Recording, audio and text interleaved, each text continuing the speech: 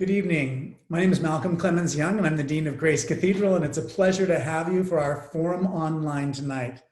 We're in the midst of enormous change right now, in a way we always are, and I think we're grappling with how to gain some perspective on what we are experiencing. Rather than perspective, I think what we have are questions. How do our beliefs shape our experiences? And how do our experiences shape our beliefs? How do we make sense of the moment we are living through now? What will future generations of historians and theologians make of this moment, and what can history teach us? We are very fortunate to have one of my, I think pretty much my favorite teacher, Margaret Ruth Miles. She is the Emerita Professor of Historical Theology at the Graduate Theological Union in Berkeley. She was Bussey Professor of Theology and the first tenured woman at Harvard University Divinity School from 1978 to 1996, Dean of GTU from 1996 until her retirement in 2002. She's written dozens of books, wonderful books. Her recent ones include Augustine and the Fundamentalist Daughter in 2011, A Complex Delight, The Secularization of the Breast, 1350 to 1750 in 2008, The Word Made Flesh, A History of Christian Thought, and The Long Goodbye, Dementia Diaries, 2017. And I'm embarrassed to even read any of your books because there's so many, and I didn't include some of my favorites, but we're very pleased to have you tonight, Margaret. Thank you very much for being our guest tonight on the online forum. When I was a student in Divinity School, Margaret was there for my seminary years, and then my doctoral years, she'd already left Cambridge, Massachusetts by that point. But I think one of my favorite moments in my whole life, Margaret, was you were coming to church on the day I was preaching my first sermon. And I was so nervous about preaching that day. And I remember there was this blizzard that happened on the day, and I was like so grateful. I was like, thank you, God. Now not so many people will come to hear my first sermon. But I was going to you to tell you that I was preaching, and you came and you said, you know, Malcolm, even though there are many of your teachers who will be there in church on Sunday, we need to hear the encouragement from God that you have to offer. That's just your voice. And ever since then, I mean, it was really, it's something that's blessed me almost every day of my life as a preacher since then. Just that encouragement just to be myself, to recognize that God speaks to every person in a different kind of way, and to realize that everybody has something to offer too. It was a huge gift, and I definitely carry it with me every week because I'm always preaching, and I'm really grateful for what you taught me just in terms of historical theology, but also what you taught me about grace and character too. Yeah, I think I said to you, Malcolm, that although some of your professors would be there, we're not there as professors. We're there as suffering, struggling human beings trying to make our lives work. And hearing what you have to say helps us. That's what we're looking for, not to criticize your sermon. Right, exactly. It was so perfect too. I think every preacher is kind of, and every teacher is probably looking for that person who's kind of giving them encouragement. Do you know what I mean? There's people who are communicating. Every person's communicating so much subconsciously all the time, and we're either communicating, yeah, we want to hear more, or we're done now. It's time to wrap it up. And I think that's one of the things we're missing when we're all online. It's harder to know, it's harder to receive the gift, the subtler gifts that we give each other from being in each other's presence. And I wonder if you can talk a little bit about just, what this whole COVID-19 pandemic has meant for you, just in terms of just like what your life is like, and just kind of like at a more abstract, philosophical, historical, theological level, what you think it means. Well, I think we make our meaning with what we're dealing with. It doesn't come with any direct meaning. To me, it means I can't get in the library and get my Latin texts. That's right. Libraries are closed. Yes. And so it means I have to relax a little bit and can't write the next book quite so fast. Of course, it has a huge effect on your ability to be productive. I think so much of one of the first Sundays of the pandemic, I basically, yeah, I had your history notes for years and years, and I would use them whenever I was preaching. It was just very helpful just to have like an anecdote about what Martin Luther was like, or be able to say something about John Calvin, or to be able to talk about what the ascetics were like. But I was so grateful when it came out in a published book, because it's a lot easier for me to navigate my way around it. But so when the pandemic happened, I immediately looked at the chapters that you wrote on the Black Death and on the plague, on those periods of time when so many people were dying. And I wrote a sermon, which is so indebted to your thought and work. And the next day you wrote me an email with another kind of reflection on that sermon. But I wonder, do you see, I mean, what parallels, what brings you back to those times in the Middle Ages when, you know, people were suffering so very much, and really left a stamp on Christianity, that those terrible plagues?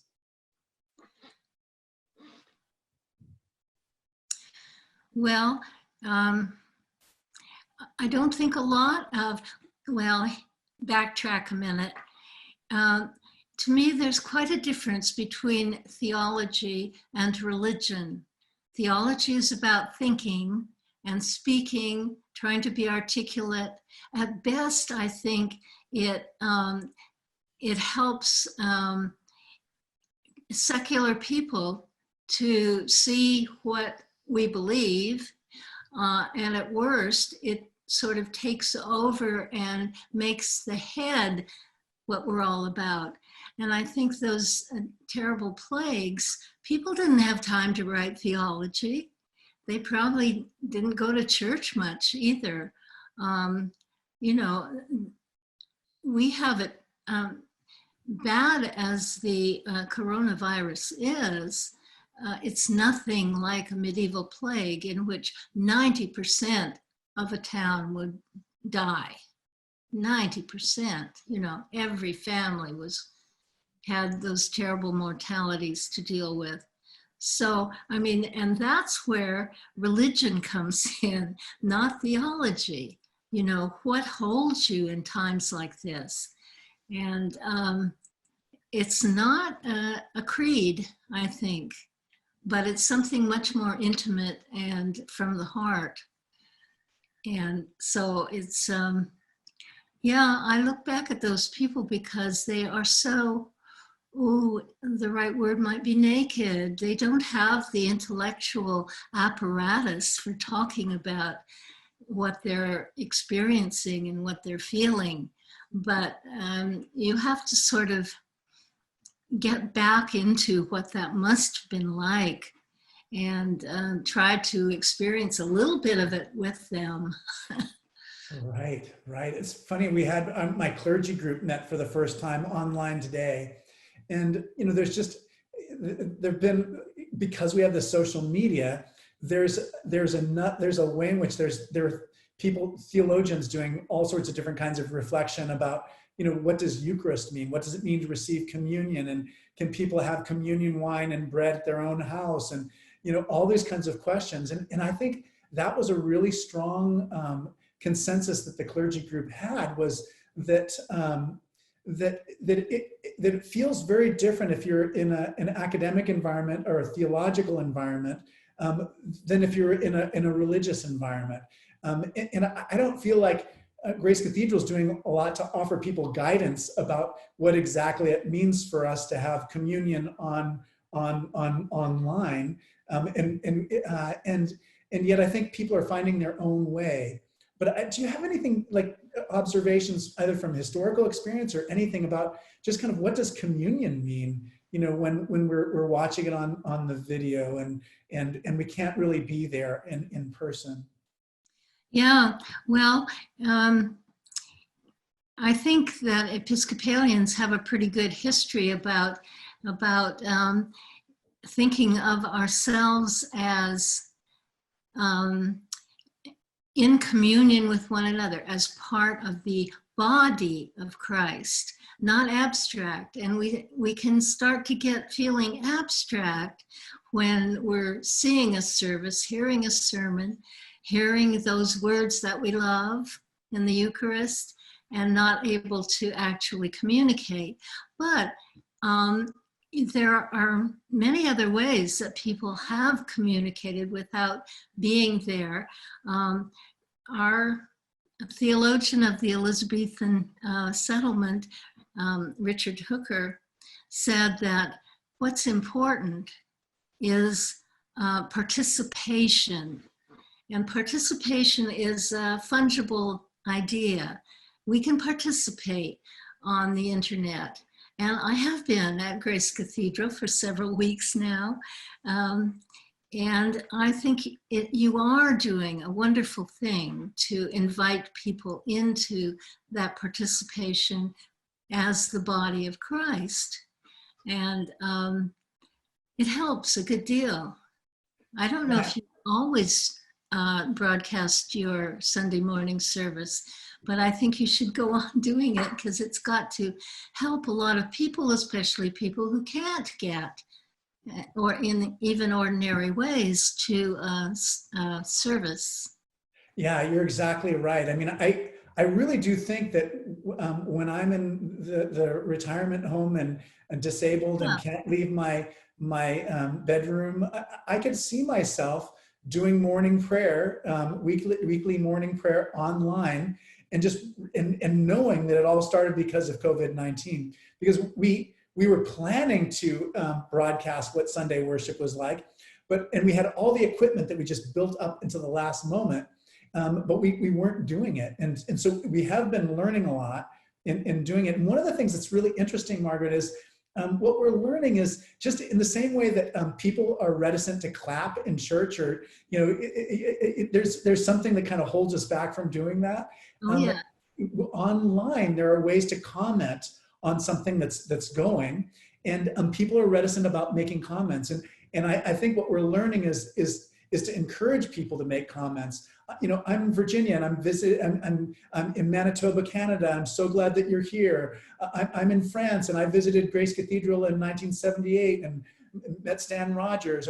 Those kinds of little things, they are connecting. They are ways of participating in a different way than just watching the screen as we do when we're watching television, for instance. Yes, exactly. And Richard Hooker said that at a time when Europe was engaged in religious wars in the 17th century, people killing each other over one word of a creed, whole factions not being able to worship together because they didn't believe exactly the word that somebody else believed.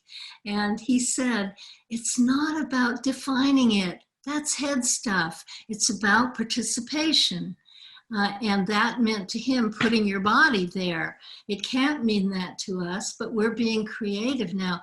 I have a very different sense of media than I did before all this happened.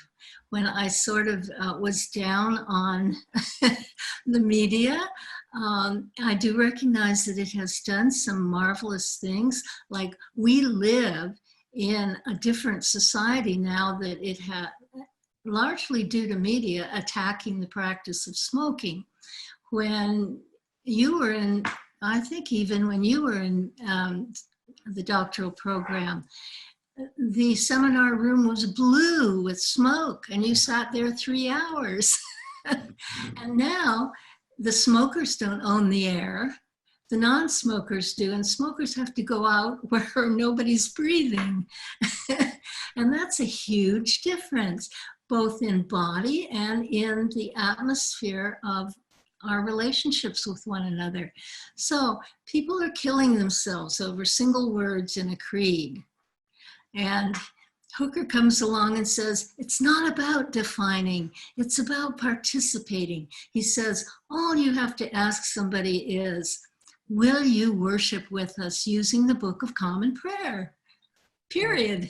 Yep. No doctrinal statement that you have to wrap your head around, Yeah, and it's a brilliant insight. And it's funny because I was writing a little message to people today about, and I said, one of the things I wanted to write about are things that I learned from you.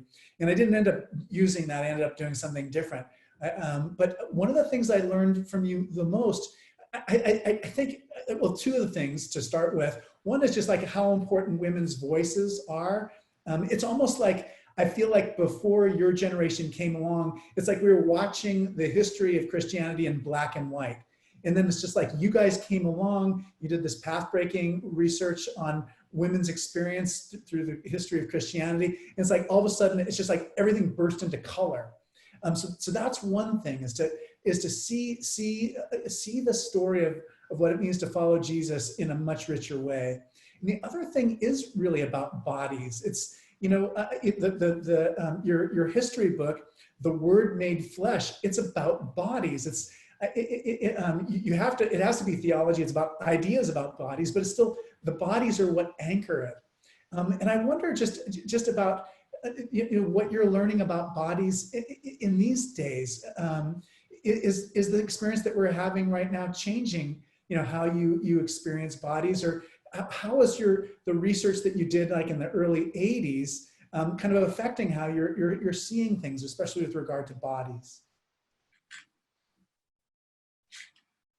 Well, I'm in process on that pretty much, Malcolm. I haven't come to some conclusion that would be reflected in something I write, I think, at this point, but I'm working through it. We have to define body, I think, a little bit more spaciously than we did, because we have to also include in our media, which is how we can communicate now. And I think that takes a different kind of mindset. I just hope that when this is over and we don't have to wear masks anymore, that we can once again be there physically in the service, participating together. I'm impressed throughout the history of Christianity how important bodies and senses were in worship. And now we're sort of getting another version of that, let's just say, which is what we can manage right now as gracefully as possible. But I hope that we can go back to, and that people won't be seduced so much as I have been by being able to stay home on a Sunday morning. I can go to Grace Cathedral in my bathrobe. No. Exactly. And drink coffee. It's funny, you're the first, I'm going to remember that you're the first person to ever, because it's a breakthrough for me, like to think of our bodies as having that form of extension with regard to our connection to the online world. I mean, as simple as it sounds, that never occurred to me before you said that our bodies are more complicated now, in that sense of extension and connection to people that we've never seen, and ideas that we've never thought before, and places we've never been. It's a change in our bodies. And I'm definitely going to have to think about that more myself, because we are so different. I try to explain it to our kids, just what it felt like not to have the internet. And it's almost like such a dividing line for people who've never had that experience. Yes, but for example, like in the sacrament, the Eucharist, when you have the epiclesis and say, this is the body of Christ, and they're all in the 17th century, all kinds of different interpretations of that, from the Roman Catholic interpretation of transubstantiation, you are actually eating the body and blood of Christ, to Martin Luther, it's a memorial, to other kinds of Protestants who said various things, it's a remembrance, it's symbolic, etc. Doesn't matter how you define it. When you present that bread and wine, medieval people, often there are sermons about this. This is how we know about this. They would leave the church after that moment because the visual ray, which they thought was the theory of physical vision comes from the eye and touches its object, and the object moves back up the visual ray and imprints on the memory. We can still do that online. Right, exactly. It's really true. But our eyes are so polluted by all the junk we watch, that there does seem to need to be something rather intentional about that. Okay, I'm not being entertained now. I'm making a connection with this object, this symbol, if you will, that's very important to me, because I participate in the religion of the incarnation. Right.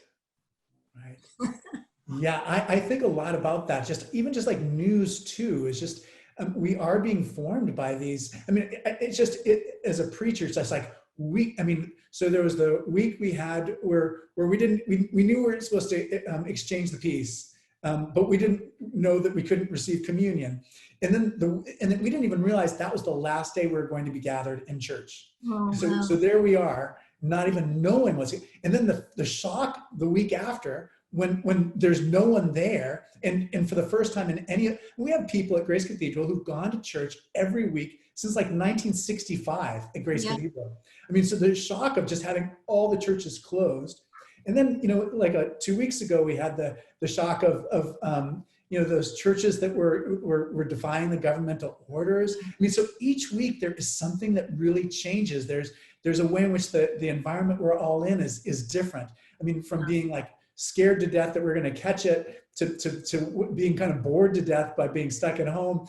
But I wonder if there's any kind of discipline about that you have, or recommendation you have, just about like how much media should we consume? Like, do you have any like rule of thumb about just, how much we should watch, when should we turn it off, anything like that? Well, I don't. I think that's all very individual. One thing I did about it was I went on a total media fast for about 10 years. I couldn't not look at billboards, but I could not look at magazines or movies or television. And so I think that clarified my vision a bit. I mean, I couldn't go on doing that forever, but it was a very important ascetic practice, if you will, for me for some time, preparing me to see what I look at, not just keep being entertained by what goes by my eyeballs. Yeah, it's funny. I think about your class and your book on film, as part of the evolution of your understanding of how important bodies are and gender representation in film, et cetera. So what was that like in terms of just how did you find yourself drawn into that world of film? And then, what did you learn as you were part of that? I mean, that it seems related to what we're talking about. Yeah, well, I was kind of tired in my field of being so textually based. And so I started looking around at what medieval people, late Roman and medieval people, and even Renaissance and Reformation people were looking at. And they saw no images except in their parish churches. So those images were powerful to them, and they didn't move around a lot. They lived with their religious images for their whole lives, many of them, or most of them, I would say. So that made me realize that those images were a powerful form of communication of all sorts of things within particular communities. They were instructions in how to be a good man or a good woman, in what constituted being a good person. All kinds of things were imaged in those parish images that were powerful to people. When images were hard to find, they were very powerful. Yeah, it's interesting, when our children were born, I started basically, I think from the time our son was like 4 months old, I read to them, I think I read them every night for like 8 years. And so during the picture book, I know it was wonderful. What a gift. But there was a time when we would have 90 books checked out of the library, 90 books and CDs. And because if you read 7 picture books a night, it means you have a lot of library materials in your house. But I did notice there was a huge change in how I read a picture. It's almost like I became more visually literate during the course of that time. And there was one time at Grace Cathedral where we did a book group on a graphic novel, and in that it was almost like I had the reading level of a 3rd grader, and the people who were in my class had like 12th grade in doctoral level readers of graphic novels. There's so many things they saw that I just didn't recognize. And that is part of what you needed to do, I think, in order to learn how to read a film. Yeah. Do you have any advice for people to be more self-conscious? And how would you summarize what you taught in that class? Well, in the history class or in the image class? In the film classes. Oh, the film class. Oh, that was quite an amazing teaching experience, because I had 400 students in that class. And of course, never before or since. And I suspect that many of those students thought it was going to be what we used to call a gut, meaning an easy class.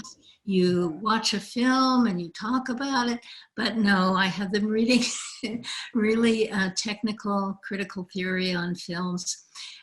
It had occurred to me from my study of historical images that it made no sense to think about how those images communicated within communities and not look at our own images. So I dealt only with popular film. I did all this box office research to figure out what, a large proportion of the population were actually looking at. And then tried to give students some tools for analyzing the values that were communicated in those films, not trying to find some religious motif like redemption or something in a film that had no sense of wanting to do that, but actually analyzing the values that were presented. The positions, you have to stop the movie and look at the way people are positioned, the way the eye is positioned, to sympathize with the aggressor perhaps rather than the victim. It's very complicated and kind of exciting to do, but I tired of it and moved on. I still have things from that I still think of, just like the sense of like Hollywood expectations. Just if the couple's together in the beginning, you're not going to break them up permanently later on, and even just some of the ways I see some of those films and think about them have been very influenced by the book and by the class too. They're very formulaic. Yeah, exactly. It made me realize that. I just in the same way that a stained glass window has its conventions and rules for, you don't have people breaking those rules. Those Hollywood films are like that too. And they can measure that exactly by box office. Yeah, and I imagine they do a lot of kind of research in terms of just market research kind of things too, to test different endings and different ways of showing the film out. Yeah. You and I have been talking recently about the philosopher R.G. Collingwood. Oh, yeah. And we've been talking about the fall into immediacy, and just how there is a way in which you can talk about things at an abstract level. And there's a way of not understanding things because you're at that abstract level. And then when it's a particular thing, when it's concrete rather than abstract, then we see something in a different way. I wonder if you can talk a little bit about what that means to you and what it means to your current projects. Well, I think that a lot of here I could put the difference between abstraction and the collapse into immediacy in terms of theology and religion again. That works. Yeah. A lot of our theological words are very abstract. even words like love. You don't know what it means until it collapses into the immediacy of your own life. And then you're there and you know what it means. Yeah. God is an abstraction until that experience collapses into the immediacy of a person's life. And so I've been curious about how that happens, how we can help it happen.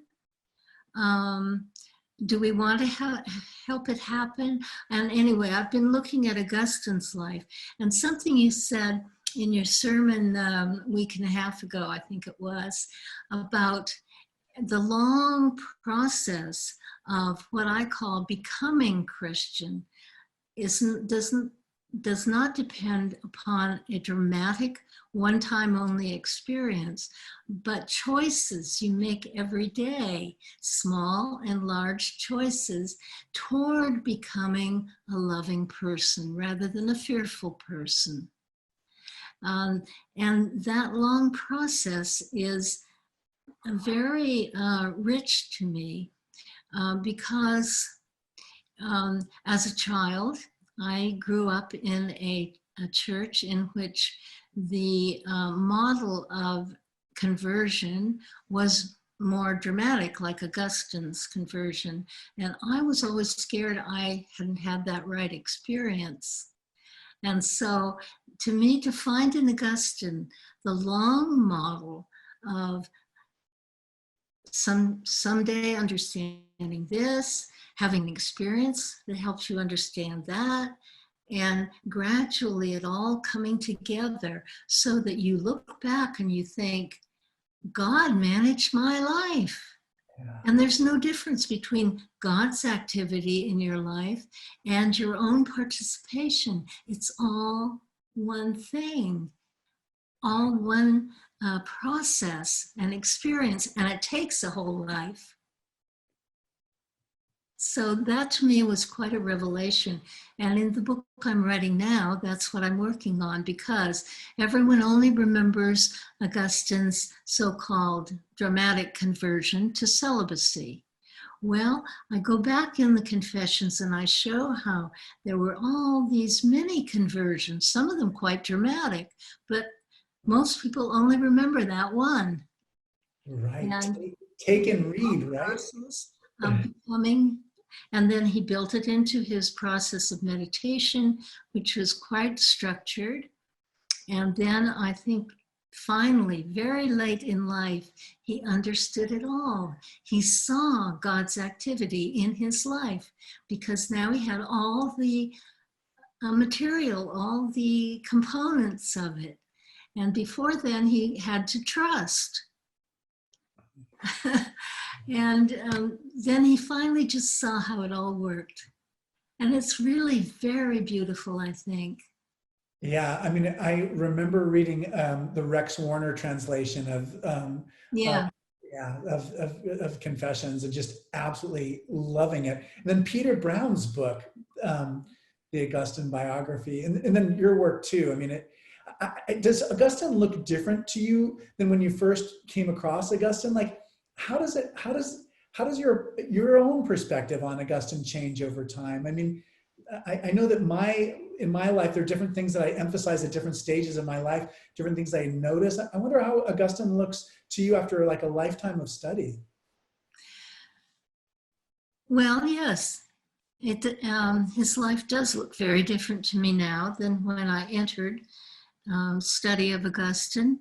And also I went through phases where my loyalty for some time was completely to trashing poor old Augustine on his treatment of women. Yes.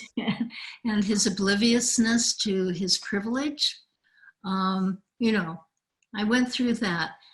And now I see that, like all of us, he was a person of his time. You can't expect him to be a 21st century feminist. No, if you do, you miss a lot of what was actually going on in his own life and the way he thought about his life. And And his emphasis, here's something I think so important, his lifelong emphasis on what he called humility. Now, we don't like that word. We think there's no difference between humility and being humiliated. Well, there's every difference in the world, because the way he describes what humility in one's perspective does is make you open to learning. And that's extremely pivotal. If you're not open to learning, you don't learn. And if you're proud, you don't learn because you think you know it all already. And or everything that's important already, at least. And so his emphasis on the way is firstly humility, secondly humility, and thirdly humility, he said in the sermon. And when he talks about it, it's just openness to learning. Yeah, and basically, because I'm reading this, the Karl Barth project is still going on. And I just finished a 780-page book, and now I'm reading the 860-page next book. But I mean, that's what one of the things he says is just like, we think that we can help ourselves, but there's something constitutionally that we cannot help ourselves. We need other people's help, and we need God's help. And that's another aspect of pride too, is to think that you just have all the answers, you can figure it out all yourself, or you can do it on your own. But pride is that central part. I agree that humility is just not, we just don't talk about it enough. It's such an important Christian virtue, and yet somehow I never hear about it outside of church context in particular. Mm-hmm. Well, I think if we think of it as openness to learning, that puts a different slant on it. That we don't think in terms of humiliation, or that someone's views attack us. The whole emphasis of our time on respecting other religions is a good example here. Many people feel that to respect another person's religion is to weaken one's own somehow. And I have never understood why it's impossible, apparently, to say this is absolute for me. Right. And then listen to what's absolute for another person. Yeah.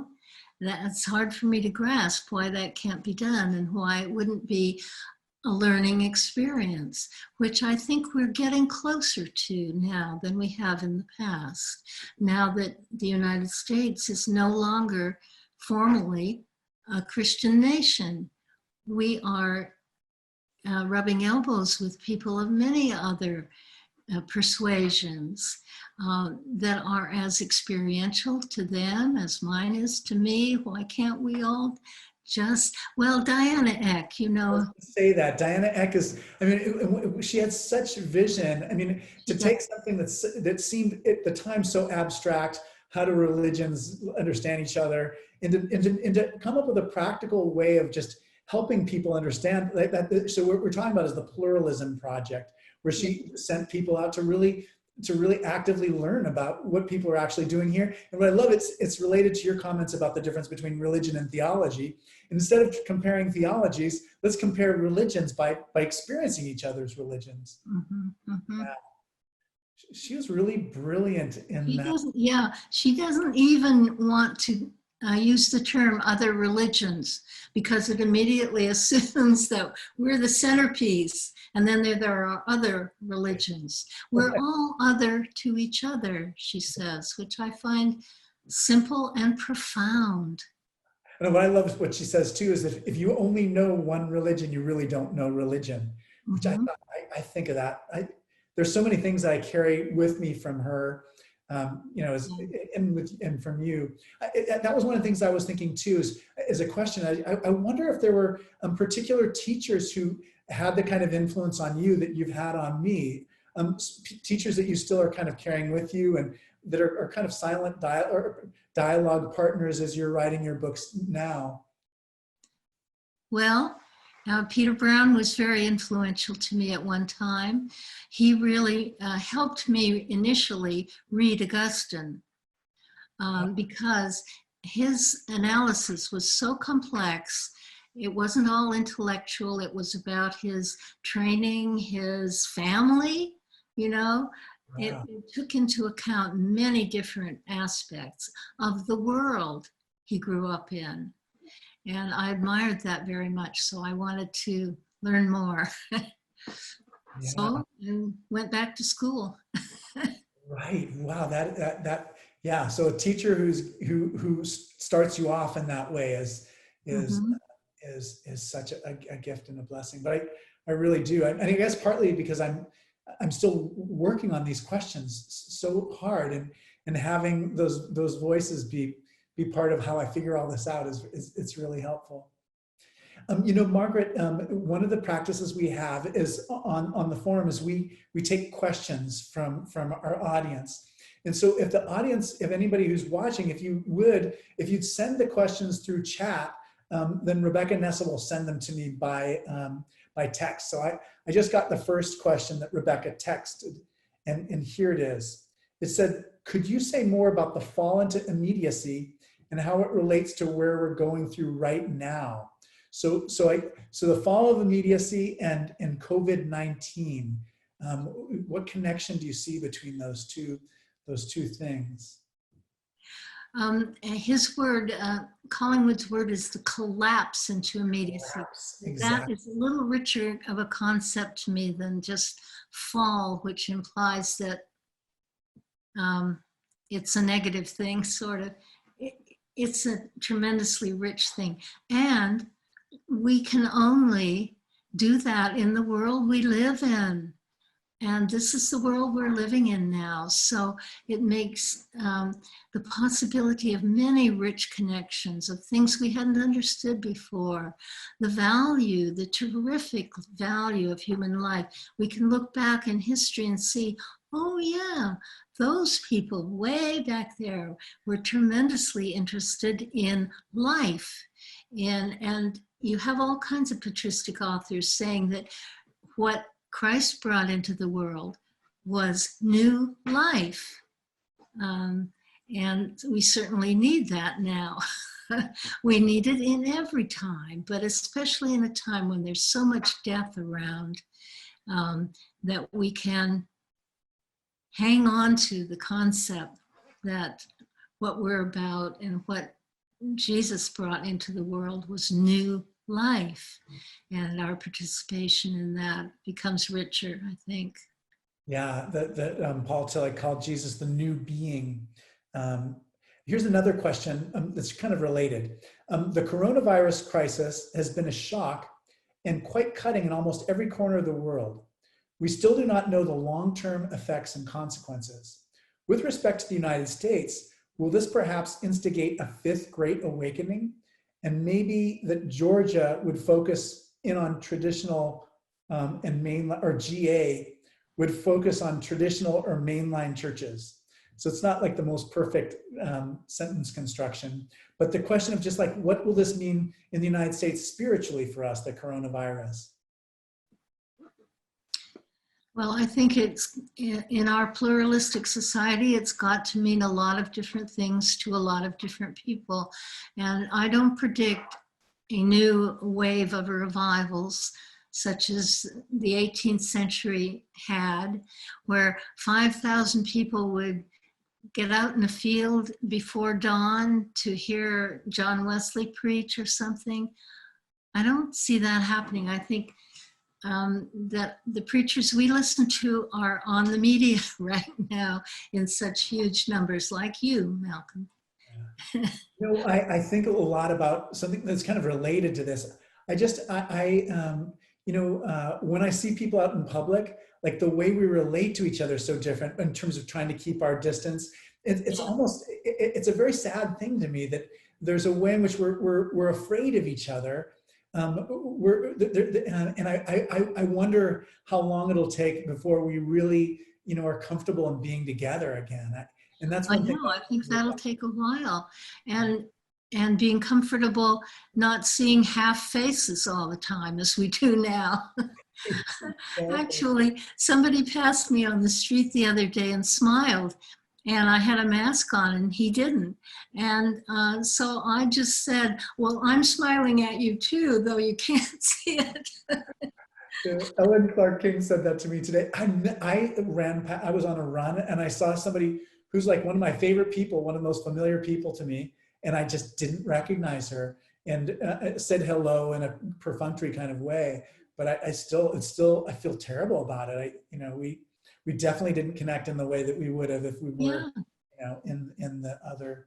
So here's another question that came in. It's as a historian, how do you think we can get perspective on the time we're living through while we're in the midst of it? How do you think the future of Christianity will look like to the next generation? Wow, that's a big one.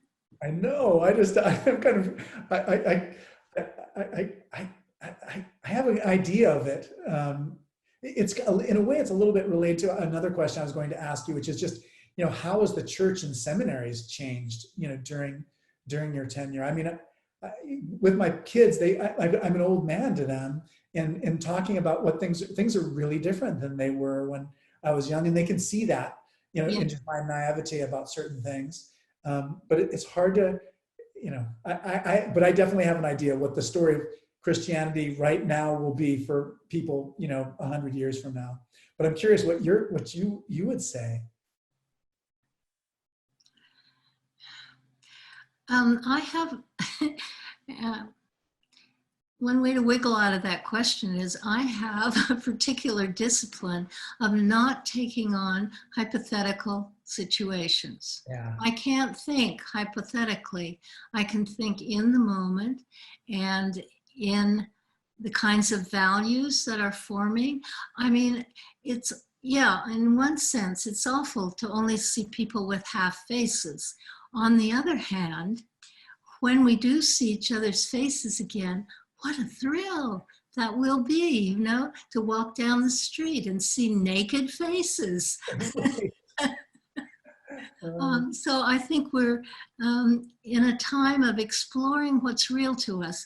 And I think that people are awfully kind to each other now in a way that hasn't been ordinary up until the virus. And I hope we can hang on to that.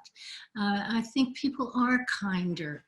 I inadvertently didn't realize that people were, this is weeks ago now, people were keeping a 6-foot difference from one another.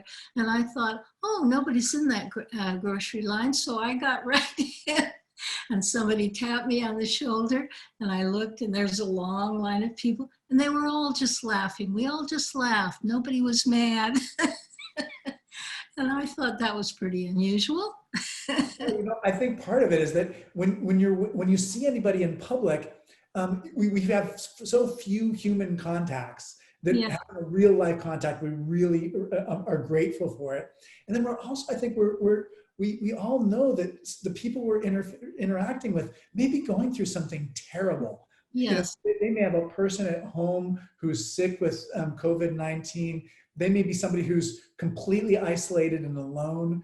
And so I do think that we are gentler to each other, giving each other the benefit of the doubt a little bit more. Yeah, I think so. And I hope we can hang on to that beyond our, usually our distancing practices are different. That's all. We still distance from one another, but not necessarily as physically as we do now. Yeah. But I hope that we will examine our distancing procedures when they don't have to be quite so physical anymore. Right. Here's another question that came in. In your research, when a society is faced with this much loss of control, chaos, and death, does this increase or decrease faith? Well, it could go either way, couldn't it? Yeah.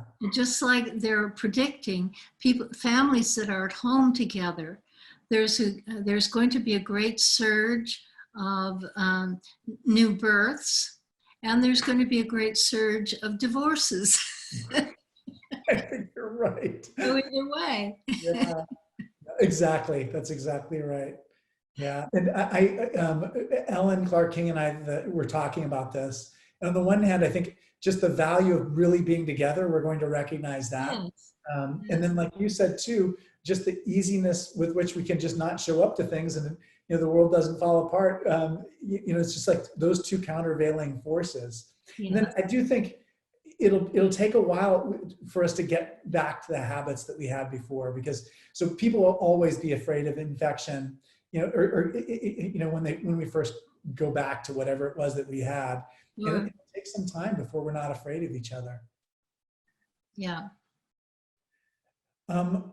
Almost 14 years ago, you gave the HDS alumni address entitled "Amid the Uncertainty, Valuing the Joy." That was 14 years ago. What is giving you joy in these times nowadays?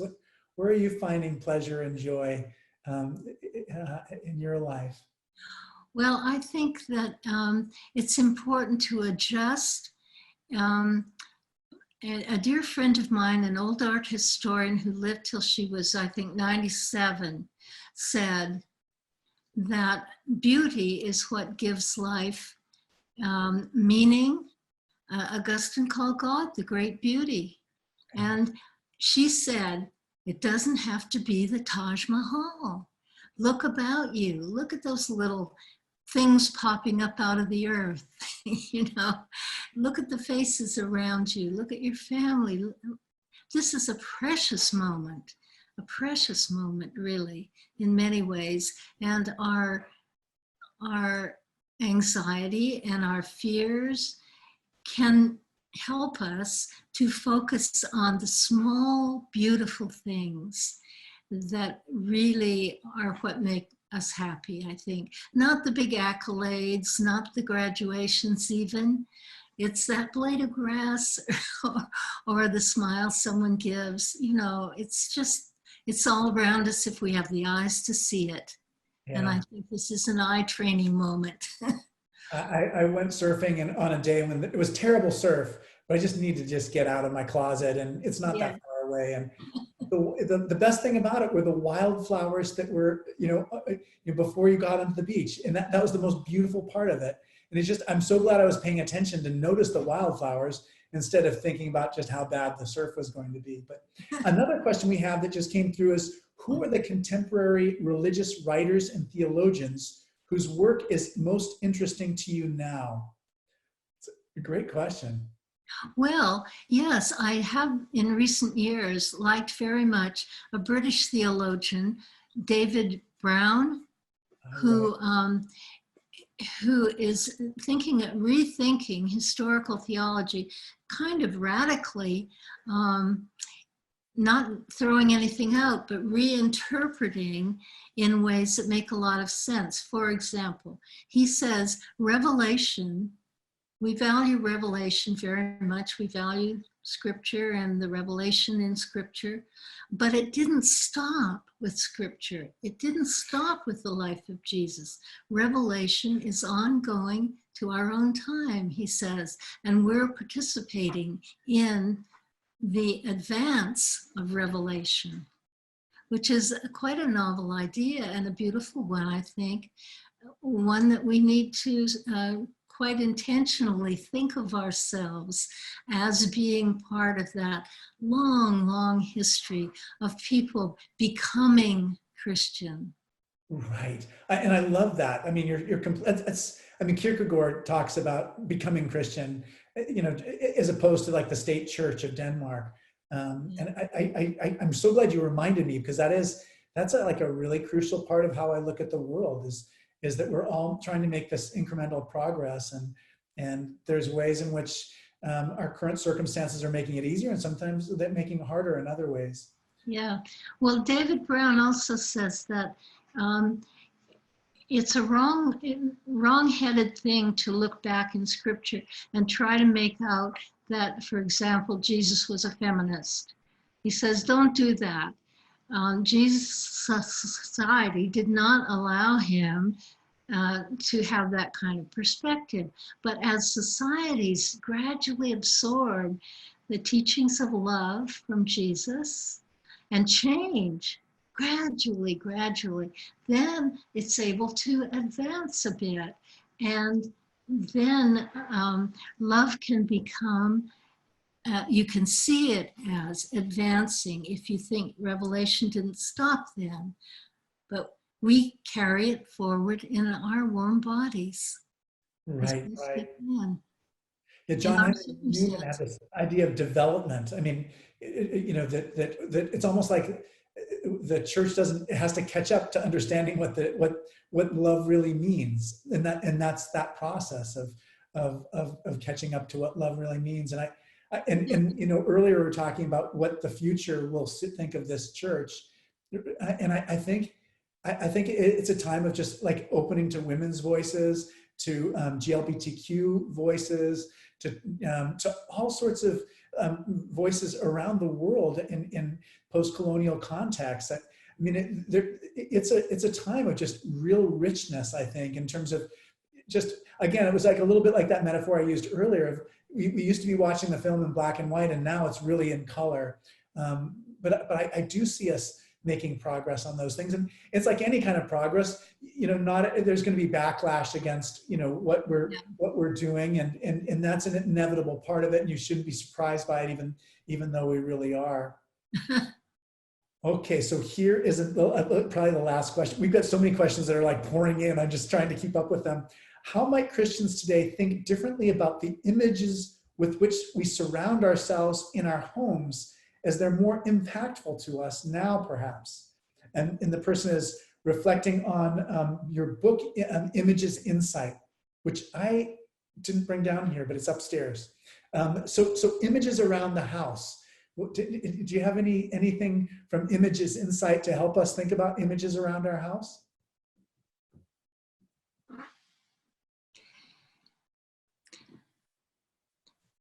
Well, I think it's not a matter of taste. That should be a foundation. Bottom line, it's not a matter of taste. It's what reminds you of the best you, in a sense. It reminds you to be attentive to beauty, perhaps. I like trees myself, and I have quite a few images of beautiful old trees hugging the soil. You know, one is on a hill and its roots are literally hugging that hill. Just images like that of other people too, of the people I love, are there with me in their pictures. And that's very important to me. So I think it's a personal matter of what gives to you, what helps you be loving.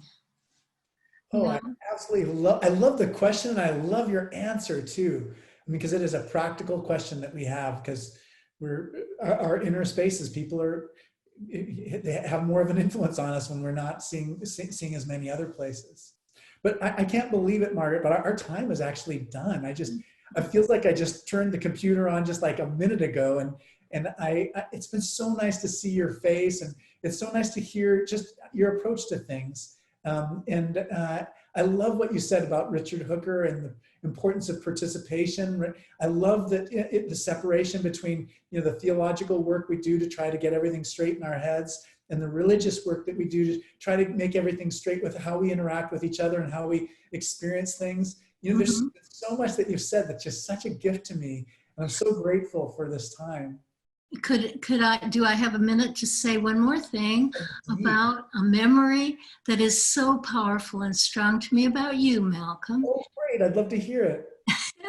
Well, it's when my husband was in the dementia unit and you came to visit, and he went in another room for a moment, and when he came back out, I saw that he was falling.